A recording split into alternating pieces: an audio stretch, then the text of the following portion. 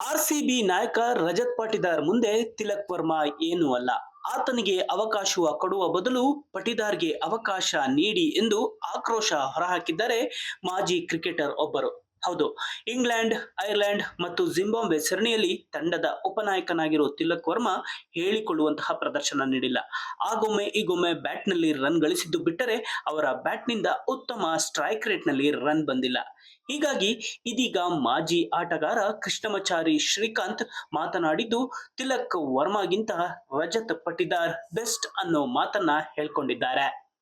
Zimbabwe ವಿರುದ್ಧದ ಸರಣಿಯಲ್ಲಿ 3-0 ಅಂತರದಲ್ಲಿ ಗೆಲುವು ಸಾಧಿಸಿದ್ದರೂ ತಿಲಕ್ ವರ್ಮಾ ಮೂರನೇ ಪಂದ್ಯದಲ್ಲಿ 9 ಎಸೆತಗಳಲ್ಲಿ 11 ರನ್ ಮಾತ್ರ ಕಲೆ ಹಾಕಿದ್ರು.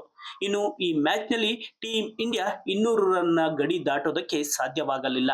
ಹೀಗಿರುವಾಗ ಇದೀಗ ತಿಲಕ್ ವರ್ಮಾ ಸ್ಟ್ರೈಕ್ ರೇಟ್ ವಿಚಾರವಾಗಿ ಚರ್ಚೆ ನಡೆಯುತ್ತಿದ್ದು, ಇದೀಗ ಮಾಜಿ ಕ್ರಿಕೆಟರ್ ಶ್ರೀಕಾಂತ್ ತಿಲಕ್ ವರ್ಮಾ ಅವರ ಸ್ಥಿರತೆ ಬಗ್ಗೆ ಪ್ರಶ್ನೆ ಮಾಡುವ ಜೊತೆಯಲ್ಲಿ ರಜತ್ ಪಾಟಿದಾರ್‌ಗೆ ತಕ್ಷಣ ಅವಕಾಶ ನೀಡಬೇಕು ಅಂತ ಒತ್ತಾಯಿಸಿದ್ದಾರೆ.